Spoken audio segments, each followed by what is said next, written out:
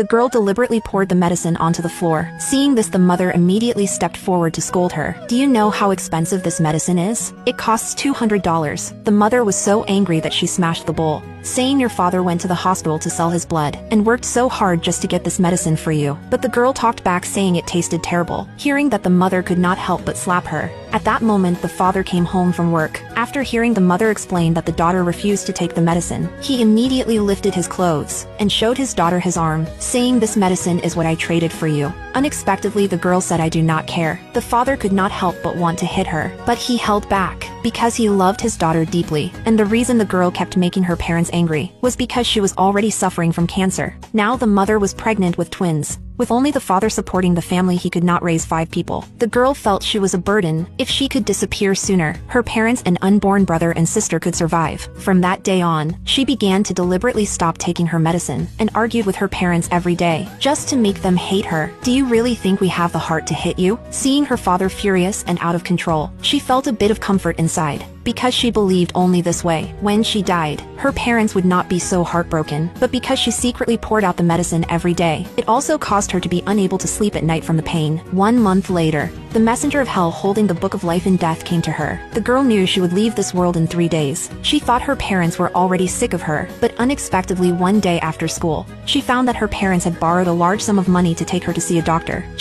So she grabbed the money and said she wanted to buy a phone to play games. This nearly drove her father mad. He chased after her and beat her wildly, saying, "Your mother cannot even bear to buy herself new clothes because of you." But the girl said, "That is because you are useless. You deserve to be poor." Those words completely crushed her father, and he said cruelly, "Just pretend I never had you as my daughter." The girl knew her plan had succeeded. After returning to her room, she put the 100 yuan into the drawer, because it was the gift she left for her future brother and sister. Soon it was the last day of the girl's life. Early in the morning, she was awakened again by severe pain. She opened the door and heard her parents arguing about her. They even cursed her as an ungrateful child. She quietly closed the door and felt a little happy inside, because her father was finally going to give up on her. To make her parents completely forget her, she began to burn all her belongings. As a result, her parents smelled smoke and rushed in, scolding her for starting a fire in the room. "You do not give me money to buy a phone, so I can only play with fire." Those words instantly ignited her father's rage. He pushed the girl out the door. At that moment, dark clouds filled the sky, and heavy rain poured down. She wanted to go back inside, but her father locked the door. She sat outside the door in despair.